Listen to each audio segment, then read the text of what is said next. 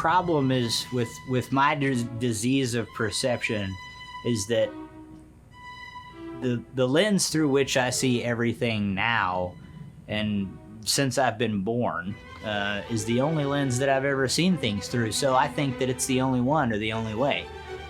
So there's a little part of my brain that says, you know, what if this is just one big broadcast into my brain? Like, who's to say?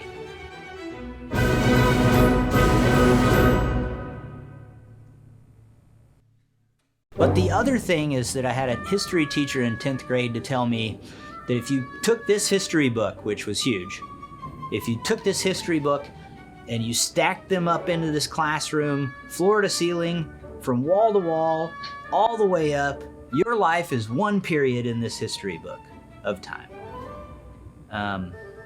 He also said that you're one loogie in the sea of time. You know, and it just like, I always remembered that, which, listen, any alcoholic that's kind of like earned their spot is definitely gonna bristle when I say that. Like, you're not a big deal.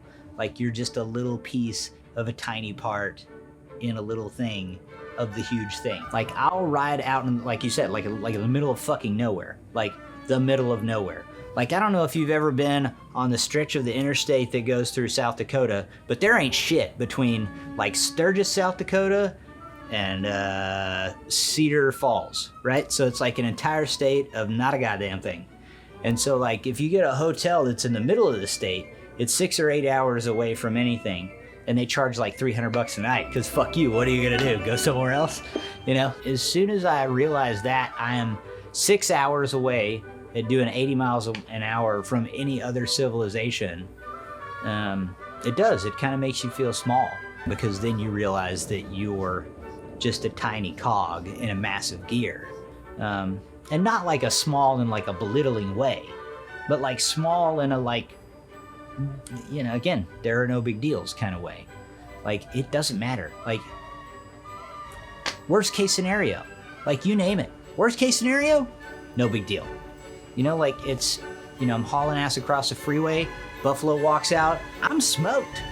Like, but I didn't think about, like, okay, there could be this 900-pound thing that just steps in front of me in the dark. It's not the fear of what if, it's in that moment when you're like, dick, this is the shit. You know, like, this is amazing. Sorry, I got shrill. The bigger my world becomes, the smaller I am. And that's a good thing.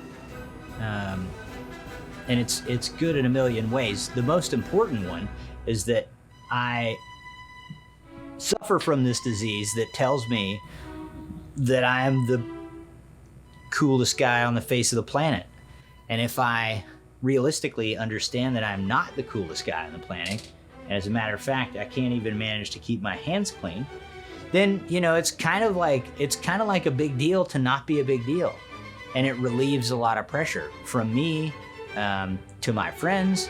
Like, I still have responsibilities, but yeah, I mean, we're all just kind of a part of all this, you know?